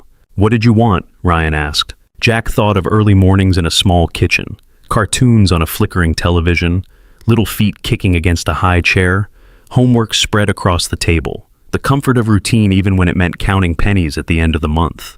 "Ordinary," he said, "the kind of life where the biggest problem is a bad grade or a leaky roof." "You did not get ordinary," Tom said. "You earned something else." Jack gave him a wry look. "I got leaky roofs," he said. "Plenty of those." The thin vet with the rasp cleared his throat. "My wife calls it borrowed time," he said. "The years after that day. She says we are living on a loan we never could have taken out on our own. She makes us do something on Ghost Day besides drink and talk. We donate to scholarships. We volunteer at the VA. We tell our kids why it matters." He shifted his shoulders stiff. "We tell them about a man we thought was dead, because it felt wrong to let that debt just sit there gathering dust." Ryan nodded slowly. "You did your best to cut ties," he said to Jack. "New name, new job, different state. You built a life. That is good. That is healthy. It is also built on top of something that did not actually end." "You make it sound like I am hiding," Jack said. "Are you not?" Ryan asked. Jack opened his mouth, then closed it. His gaze dropped to the floor, to the scuffed corner where students had dragged desks over and over. He had buffed that spot a dozen times. "I did not want them to think I walked away from something important," he said. Tom frowned. "You did walk away," he said, "from a career, from a machine that eats people and does not always remember their names. You walked towards something else." Jack shook his head. "They see uniforms on television," he said. "Flags, ceremonies, big speeches. It looks noble. It looks like purpose. I did not want them to look at me and see the guy who quit that for a broom." He rubbed his thumb over the inside of his palm, feeling the ridge of an old callus. "I could take them being embarrassed about the job," he said. "Kids get embarrassed about everything. But if they thought I chose them over something better, like they were the thing that held me back, that is a weight they would carry forever." On the other side of the door, Lily let out a soft, strangled sound. Emma grabbed her wrist harder. Inside, Ryan let the words settle. "So you tried to erase it," he said. "No photos, no stories, nothing on the walls." Jack nodded once. "If it is not there," he said, "they do not have to compete with it." "But you kept the tattoo," the thin vet said. His gaze dropped to Jack's wrist. "You kept the coin. You kept enough to remember." Jack looked at his hand where it rested against his belt fingers, grazing the fabric above the hidden ink. "It reminds me who I used to fight for," he said quietly, "and who I fight for now." The room was very still. Then the door opened. Lily did not wait for permission this time. She pushed past the brief resistance of the latch and stepped into the classroom gown, swishing around her legs. Emma followed the photograph still tucked into her bag, her eyes wide and bright. Mr. Harris hovered in the hall for half a second, then gave Ryan a small apologetic shrug and moved away. He knew when he had lost a battle. Jack turned at the sound of their shoes on the tile. For a moment his face went completely open, stripped of all the practiced calm. "I told you to stay with the ceremony," he said. "We heard," Lily blurted. Her voice wobbled. "Not everything. Enough." Emma swallowed. "You were in Helmand," she said. "Ghost 17. Jack looked from one to the other. There was no use denying it now. The lines he had drawn between past and present had smudged the moment they pressed their ears to the door. He let out a breath that felt like it had been trapped in his chest for years. "Yeah," he said. "I was." Lily crossed the distance between them in 3 quick steps and threw her arms around him. The grocery bag crumpled between them, stems poking her gown, but she did not let go. Emma stepped in from the other side, wrapping her arms around both of them. The keys at his hip pressed into Lily's side. The scent of floor cleaner clung to his shirt. Under it, she could smell his usual mix of soap and coffee and some cologne that had long ago faded into the background. I am sorry, Lily said into his shoulder. We told you to stand in the back. We made you feel like you had to hide. He held them both, one large hand cupping the back of each head, in a gesture that had not changed since they were small enough to fit under his chin. You did not make me hide, he said. I was already doing that on my own. Emma pulled back just enough to look up at him. Tears had made her lashes stick together. We found a picture, she said, in your closet. You look so different, and not different. There is this look in your eyes like you are somewhere else. We asked the internet. It gave us ghost stories and not much else. She fumbled in her bag and pulled out the photo, the edges now slightly bent from being gripped so tightly. She held it up. Why did you not tell us? She asked. Jack took the picture, carefully lifting it from her fingers. The younger man stared back at him. Dustgear, the painted bird. It felt like looking at a relative he had lost rather than at himself. Because I stopped being that person the day you were born, he said, or the day your mother died. It is all the same day in my head. You could not have just stopped, Lily said. They keep talking like you are some kind of legend. Her chin jerked in the direction of Tom and the others. The three veterans tried to look less conspicuous and failed. I handed in my ID, Jack said. I did not know how to be both. You cannot be in two places at once. Not the way that job asks. Not, and be the kind of dad you deserved. Emma's voice dropped. You thought we would feel guilty? She said. Jack did not answer. He did not have to. Lily wiped at her face with the heel of her hand. We were embarrassed, she said. About the mop, not about you. About how people look at you, at us. Not about what you did before we even existed. She took a breath that hitched halfway. We made you smaller in our heads so other people would not have a target. That is on us. You are teenagers, Jack said softly. You are allowed to care too much what people think. That is part of the deal. It does not make it right, she said. Emma reached out and traced the faint outline of his tattoo through the thin fabric of his sleeve. When you did all that, she said, those missions, those things no one writes down, were you scared? He thought about it. About long nights waiting for green lights, about the sound of distant artillery, about the quiet that came after an extraction heavier than the noise before it. Sometimes, he said, mostly I was busy. Busy does not leave a lot of room for scared. I am scared right now, Emma said. Of me, he asked. Of losing the version of you I know, she said. The one who burns pancakes and knows which tile squeaks and buys the cheapest flowers, but makes them feel like they came from a fancy shop. He smiled, a small, tired thing. That is still me, he said. Both of those men fit in the same body, like it or not. Tom cleared his throat gently this time. Girls, he said, none of us is trying to take him away from you. We just want you to know the whole of who raised you, the chapters before you showed up. Lily looked at him properly for the first time. His cap, his stance, the way he seemed both fragile and unbreakable at once. You were there, she said. He nodded. He saved my life, he replied. That is why I get to stand in a hot field and complain about my knees today. The thin vet lifted his phone again. I already showed him this, he said to Jack, but maybe you should see it too. He swiped to another photo. This one showed a teenage girl in a prom dress, grinning at the camera arm hooked through the man's. A corsage bloomed on her wrist. That is my kid, he said. She came home at midnight that night, kicked off her shoes and said, Dad, you dance weird. I thought she has no idea how close she came to never saying that. He turned the phone so Lily and Emma could see. You gave me that, he said. Indirectly, but still. Ryan shifted his weight, letting the moment sit. Then he spoke, his tone careful. There are men out there, he said, who raise a glass every year to a guy they think died in a crash. They tell their kids about him. They talk about honor and sacrifice and all those big words while they stand over a grill and flip burgers. It would mean something to them to know you are not a ghost. Jack lifted his gaze from the photo to Ryan. It means something to me, Ryan added. You saving my life is why my kids exist. I would like them to shake your hand one day instead of just hearing a name I cannot put a face to. Jack absorbed that. The idea of strangers' children in some other state saying his name around a backyard fire pit felt unreal and strangely intimate. I do not need a parade, he said. This is not about a parade, Ryan said. It is about truth, about not letting the story end in the wrong place. They already have a story, Jack said. He looked at Lily and Emma. It is ours. It works. Emma met his gaze. It can hold more, she said. Lily nodded, tears drying on her cheeks, leaving faint salt tracks. You made a choice, she said. We get that now. It was for us. That does not make the part before us something dirty you have to scrub off. The word scrub sat between them familiar. Jack exhaled slowly. The sound seemed to deflate something in his shoulders. He looked around the room again. The desks, the whiteboard, the crooked poster about perseverance. This was his world now, just as surely as the dust and night vision goggles had been before. Outside, another wave of applause rolled over the field. The ceremony was marching on with or without them. Ryan straightened. "The people out there are already curious," he said. "They have seen the uniforms, the gathering under the tree, you being pulled away. Rumors are going to start. I can speak or I can stay quiet. If I speak, I want to do it with your consent, not in spite of it." Jack went very still. The idea of his name, his past, his choices laid out in front of the entire football field made his stomach tighten. "I do not need their approval," he said. "Maybe not," Ryan said, "but your daughters might need to see you the way we see you. At least once in the light, not through a cracked door." Lily took his hand. Emma took the other.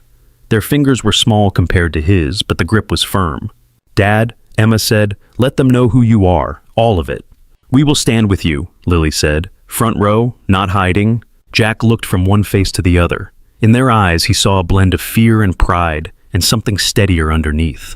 He realized there was no path back to the version of the day he had imagined. The quiet spot under the tree, the small wave, the walk home. That script had already been rewritten. He nodded once. "All right," he said, "but I am not giving a speech." Ryan allowed himself a small smile. "I can handle that part," he said. He picked up his cover from the desk and settled it back on his head. Tom straightened his cap. The thin vet squared his shoulders as if preparing for formation. Jack checked the grip on the grocery bag more out of habit than necessity. The flowers inside had bent some petals bruised, but they were still flowers. He glanced at his left wrist. For a moment he considered tugging his sleeve down.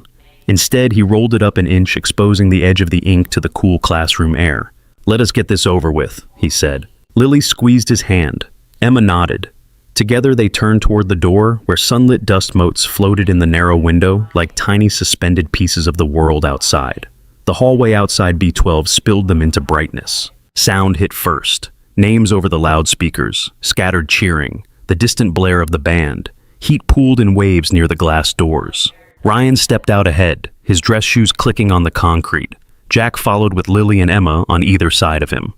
Tom and the other vets came last, forming a loose tail to the little procession. When they pushed through the exit onto the edge of the field, the change in light made them all squint. The football turf stretched out in front of them, chairs in neat rows, the stage at center. The ceremony had moved into the last third of the alphabet. "Tyler Vaughn,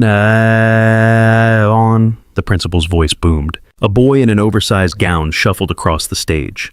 The photographer snapped a picture. The principal handed over a diploma with practiced cheer.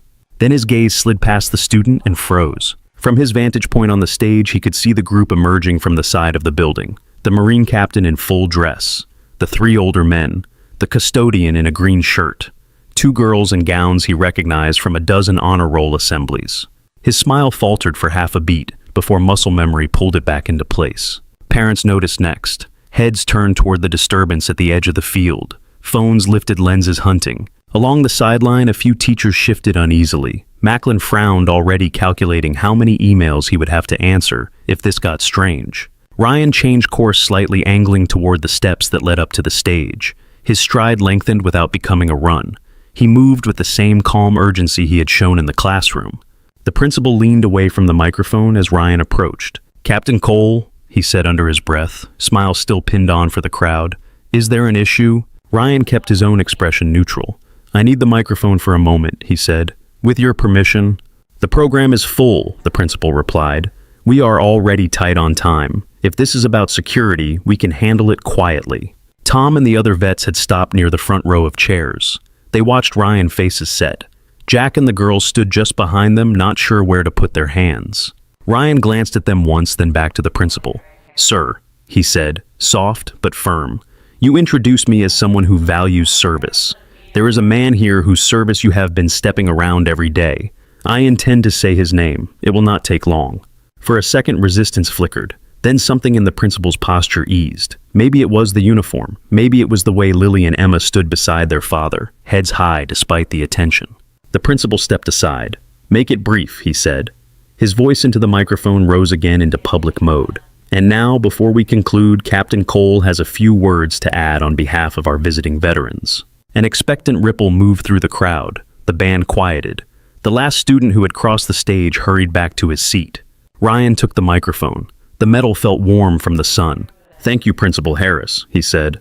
"I know you have been patient with me already today." A polite chuckle rolled from the stands. Ryan scanned the field, letting his gaze settle briefly on the graduates on the packed bleachers and finally on the small cluster by the front row. "Before I came here," he said, "I was told this school respected service, that it invited veterans to speak to be part of your ceremonies. That meant something to me. I have spent most of my adult life around people who go when they are called, no matter the cost." He paused. The microphone picked up the soft breath he drew. "Today," he went on, "I met someone who went when it mattered and then came home and chose another kind of service. He did it quietly, so quietly that most of you only know him by his first name on a small plastic badge." He lifted his hand and pointed toward the front of the parents section. "Mr. Jack Rivera," he said, "would you come up here a second?" For a heartbeat, everything stalled. The field seemed to hold its breath. Jack's insides lurched. The urge to turn and walk the other way flared. Lily's fingers tightened around his. Emma squeezed his other hand. Between them, he stood still. Chloe, sitting high in the bleachers, felt her stomach flip. She looked down and saw Jack start to move. He walked toward the stage with the slow, reluctant steps of someone heading into a place he had no intention of ever visiting. His keys chimed with each step. The grocery bag crinkled. The heat raised the hair at the back of his neck. As he reached the steps, Ryan extended a hand. Jack took it more because it was there than because he needed help climbing. His boots thudded on the wooden steps. The stage boards flexed under his weight. Up close, everything felt too exposed. The graduates in their rows, the sea of faces in the stands, the flags at the back of the stage stirring in a faint breeze. Ryan angled the microphone away from Jack's mouth, giving him space. "This is the part he does not want me to talk about," Ryan said, facing the crowd again. "I am going to talk anyway." A low murmur rippled. 18 years ago, Ryan said, in a place called Helmand Province, my convoy drove into an ambush. I do not need to paint the picture for you. You have seen enough news footage in your lives. His eyes flicked to the section of older veterans. Several of them were leaning forward now, elbows on their knees, listening hard. "We were stuck," he said, "pinned down, outnumbered, outgunned. We had wounded in the open and no clear way out. We were told later that no support could reach us in time." He let the words settle, kept them simple. Then 4 men showed up who were not supposed to exist. A few heads turned at that. "They wore no visible unit patches," Ryan said. "Their orders did not appear in any report you can request. The only mark they had was a small tattoo here." He touched his own left wrist lightly. "A blackbird," he said, "with the number 17. He turned his head toward Jack. "One of those men," he said, "grabbed the back of my vest, dragged me out of a crater, and refused to let go until he shoved me into a vehicle that had no business still running. I did not know his name. I did not get to thank him.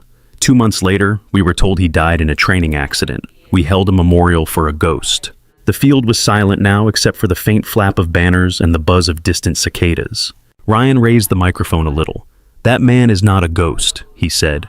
"He has been right here, cleaning your halls, fixing your desks, mopping up your spilled drinks, stepping out of your photos so you did not have to crop him out later." The words landed heavier near the front row where Mrs. Caldwell sat. Her cheeks went pale, then flushed. She looked at Jack standing on the stage and clasped her bouquet so tightly the stems bent.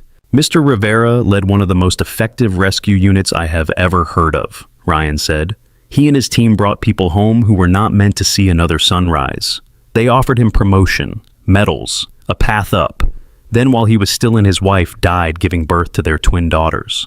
A small, sharp sound escaped from somewhere in the stands. A hand flew to a mouth. Ryan nodded toward Lily and Emma at the foot of the stage, where they had stopped, unwilling to climb higher, but unable to stay away. "He could have stayed in," Ryan said. "He could have taken the pension, the housing, the desk job that might not have stayed a desk job. Instead, he walked away from that uniform so he could walk his girls into kindergarten, work nights so he could be there in the mornings, take a job most of you look past so that he could make sure 2 little kids did not lose a second parent." His voice did not rise. If anything, it dropped, carrying more weight for the restraint. "For 17 years, he said, he has carried trash and tables and the weight of that choice without asking anyone to clap for him. Some of us found him today because we have been toasting his memory every year thinking he was dead."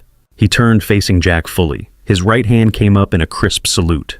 "Sergeant Rivera," he said loud enough for the whole field to hear, "from the men whose lives you saved, from the families who exist because you did your job and then chose another one, thank you."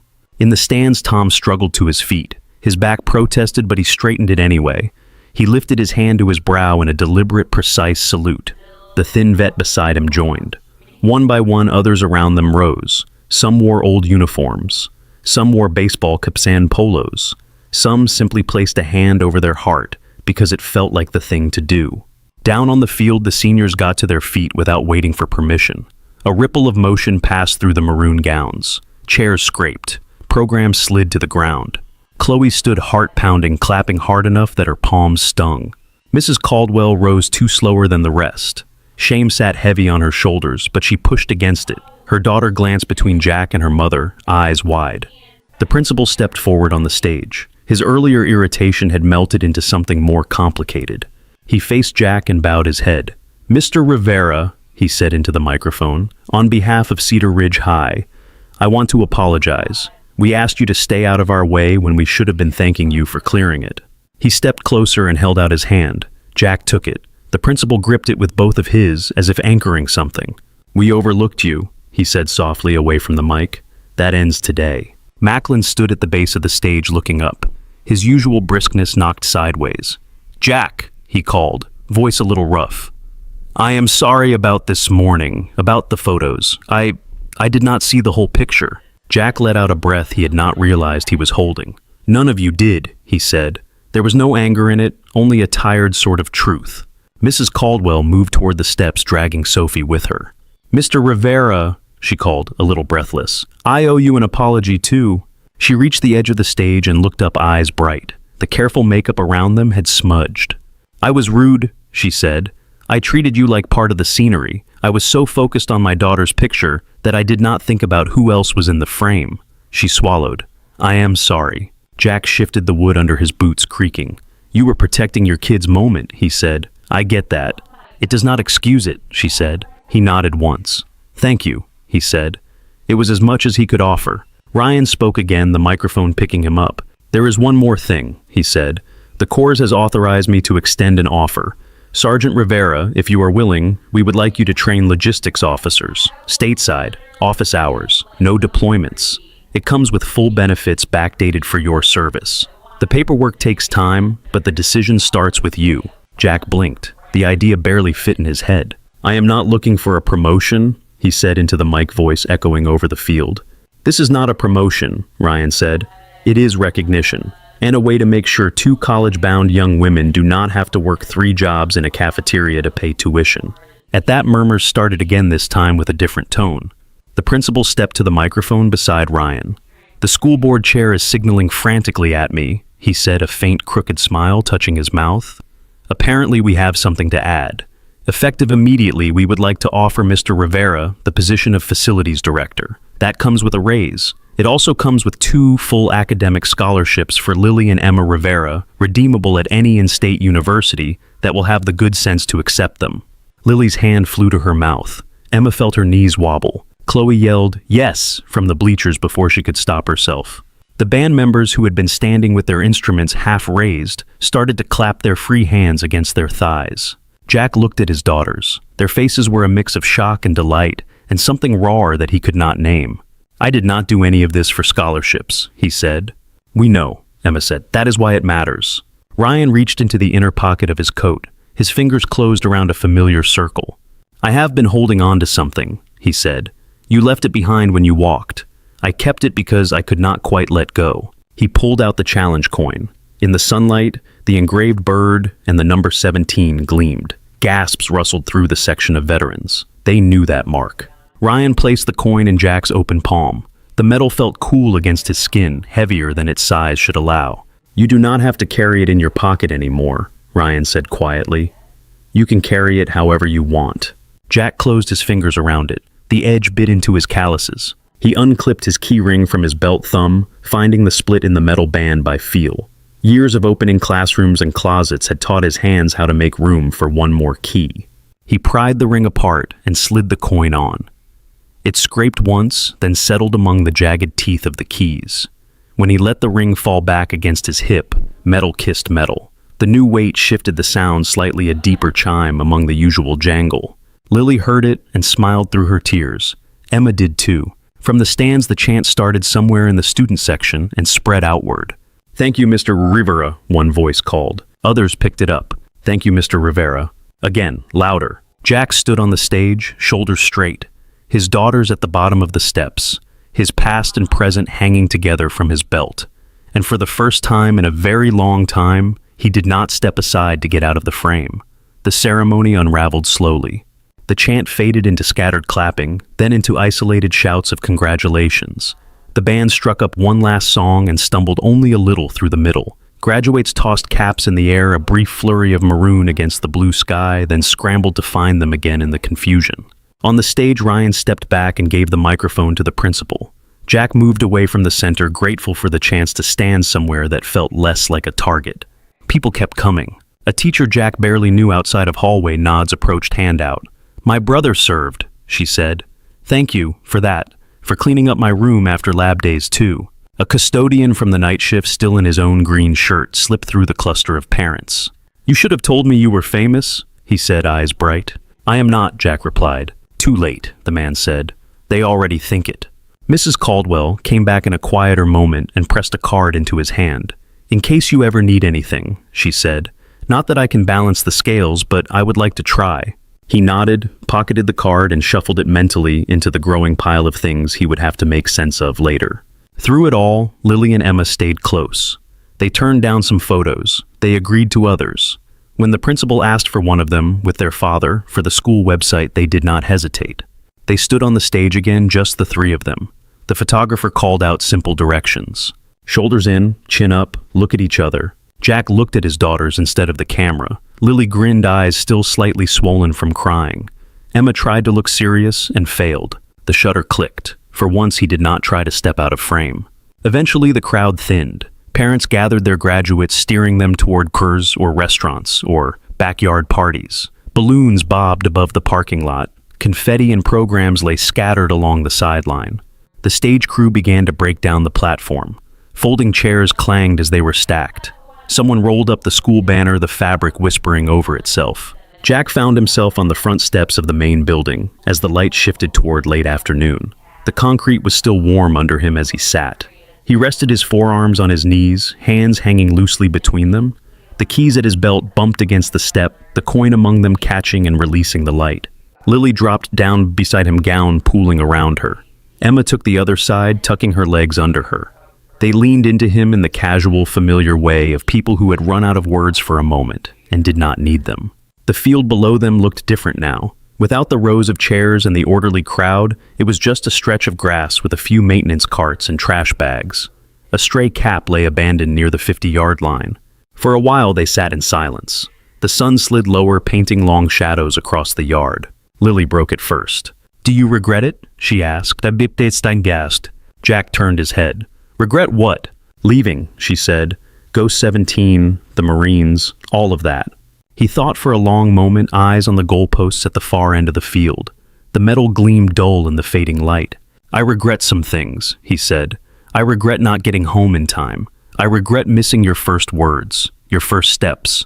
I regret every night I was not there when I should have been for one reason or another." He paused, searching. "I do not regret choosing you over a job," he said. "Even a job that many people think is more important." Emma picked at a chip in the concrete with her thumbnail. "The guy said you walked away from a machine," she said. "That is what he called it." Jack smiled at that, though it did not quite reach his eyes. "The machine is necessary," he said. "Somebody has to be in it. I just knew I could not stand in that place and also stand in this yard when you needed rides and science fair trifold boards and someone to tell you that failing one test was not the end of the world." Lily leaned her head against his shoulder. "We did not make it easy," she said. "You made it loud," he replied. "Loud is different." She snorted softly at that. Emma glanced down at his wrist. His sleeve had ridden up, exposing the tattoo fully. In the softer light, the lines of the bird and the number looked less harsh, more like something that had always belonged there. "Why did you not get it removed?" she asked. He lifted his arm, considering the faded ink. "I thought about it once," he said. There was a clinic in town that did that stuff. Took one look at the prices and laughed. They both smiled. Then his face grew thoughtful. Truth is, he went on, I wanted to keep it. Not because of the unit, because it reminds me who I used to fight for. Other soldiers, Emma said. He nodded. The guy next to me, he said. The ones who needed someone to pull them out of a bad spot. He lowered his arm and touched the keys at his hip, the coin among them. Now it reminds me of you, he said. It is the same fight, just a different battlefield. Bad dreams, hard days, people underestimating you, all that. Lily watched his hand move. The jingle of metal was familiar. Today the sound had a different weight. When you were talking in there, she said, about not wanting us to feel like we took something away from you, I kept thinking about all the times I rolled my eyes when you came home smelling like cleaner and tired. I feel stupid. Teenagers roll their eyes, Jack said. It is in the manual. Right after borrowing the car without enough gas and forgetting laundry in the washer until it smells weird. We did that too, Emma said. I noticed, he replied. A breeze picked up, lifting the loose ends of their hair, carrying the distant sound of a lawnmower from a neighboring block. Below, a janitor from the day crew wrestled a trash bag into a barrel at the edge of the field. He looked up, saw Jack, and raised a hand. Jack lifted his own in acknowledgement. The other man smiled and went back to work. Are you going to take the new job? Lily asked. The Marines one, Emma added. And the facilities director thing. That is a lot. Jack stretched his legs out, ankles crossing. I have to talk to some people, he said. Fill out paperwork. Fight with a few forms that will ask questions I do not feel like answering. It will not happen overnight. That is not what we asked, Emma said. He tilted his head, conceding the point. If I can do it without missing dinners, he said.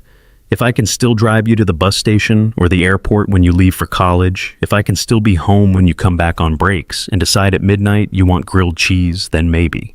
We are not 5, Lily said. You do not have to be there every second. Maybe not, Jack said.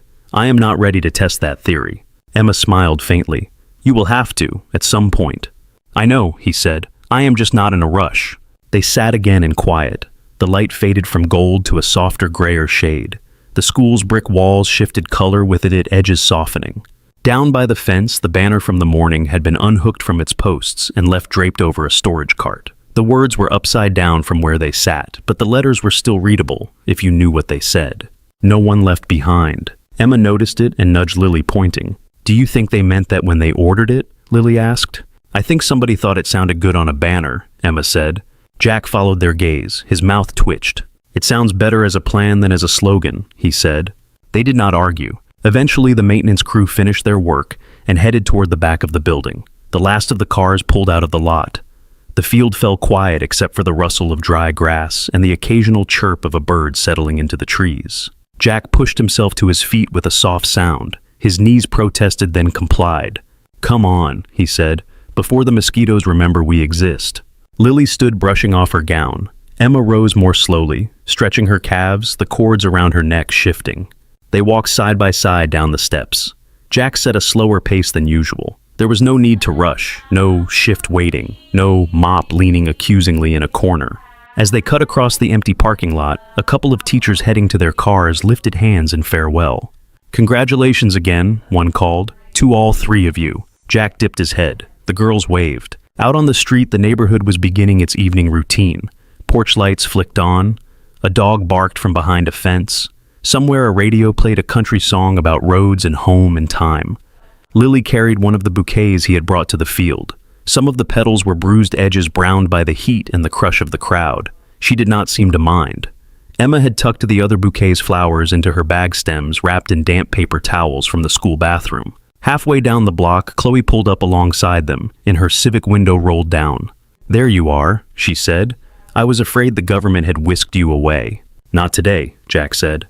Chloe leaned out, eyes flicking to the keys at his belt. The coin glinted between them. You looked very cool up there, she said. Intense, like a movie trailer. Someone forgot to tell my face, he replied. She laughed. Party at my place later, she told the girls. If you are allowed. Lily glanced at Jack. He shrugged. You just graduated, he said. You earned 2 hours of terrible music and too much soda. Sweet, Chloe said. I will pick you up at 7. She drove off, music rising for a moment, then fading as she turned the corner. They walked the last stretch to their house in a comfortable silence. On the porch, the cracked concrete angel watched them arrive. The front door stuck in the frame the same way it always did. Jack shouldered it open and held it as the girls went inside. The living room looked exactly as they had left it. Couch, old television, a few cups on the table. The note from the morning still sat where he had left it. The little doodle of 2 stick figures in caps and gowns felt almost like it belonged to a different day. Lily picked it up and studied it. "You really did not know how today was going to go," she said. "I rarely do," Jack said. Emma set her bag down and pulled the photograph from the front pocket. She hesitated for a second, then walked to the small shelf near the television where family pictures lived. There was a space between 2 frames just wide enough. She propped the photo there. The younger Jack, in uniform, dust on his face, looked out from between a picture of the toddler Lily with cake on her cheeks and a shot of Emma at age 8 holding up a science fair ribbon. Lily watched her do it. "You sure?" she asked. Emma nodded. "It belongs with the rest," she said. Jack saw it and stopped. His first instinct was to reach out and move the photo somewhere less obvious. His hand hovered in the air for a second, then fell back to his side. "All right," he said. "We can try that." He moved to the kitchen and filled a pot with water. Habit. Dinner would not make itself. The faucet sputtered, then steadied. The sound of the stove lighting was a soft, familiar click. From the living room, Lily's voice floated in. "Dad?" "Yeah?" "If people treat you different now," she said, "if they suddenly act like you matter more because of what you did, before we reserve the right to roll our eyes and remind them you have been the same person this whole time." He smiled at the stove. "Deal," he said. Emma added, "And if you start acting too important, we reserve the right to make you take out the trash." "That was always part of the arrangement," he replied. Later after dinner, after Chloe's car had taken the girls away in a blur of laughter and music, Jack stepped out onto the porch alone. The sky above the street held the last light of day. A pale strip of orange clung to the horizon. The first stars began to pierce the darker blue above it. He leaned against the railing, feeling the rough wood under his palms. The keys at his hip chimed when he shifted. The weight of the coin among them felt new but not unwelcome. He looked down at his wrist. In the dimness, the tattoo was a shadow on his skin. He thought of desert nights so cold they burned his lungs, of classrooms that smelled of dry erase markers, of the tiny cry of his daughter's first, recorded in his memory, and all the cries that had followed. He thought of the banner on the fence and the way the letters had looked upside down. No one left behind. He had not left his team that day in Helmand. He had not left his daughters in the years since. Somewhere between those two truths, his life had unfolded in linoleum hallways and on dusty roads. The porch light flickered once and steadied. He made a mental note to replace the bulb before it burned out completely. Keys jingling softly, coin gleaming in the porch light, tattoo hidden and not hidden under his sleeve, he turned and went back inside. Thank you so much for listening to today's story. If this story resonated with you or made you reflect, I'd love to hear your thoughts, so feel free to share them in the comments below. And don't forget to like, subscribe, and hit the notification bell so you won't miss the next story.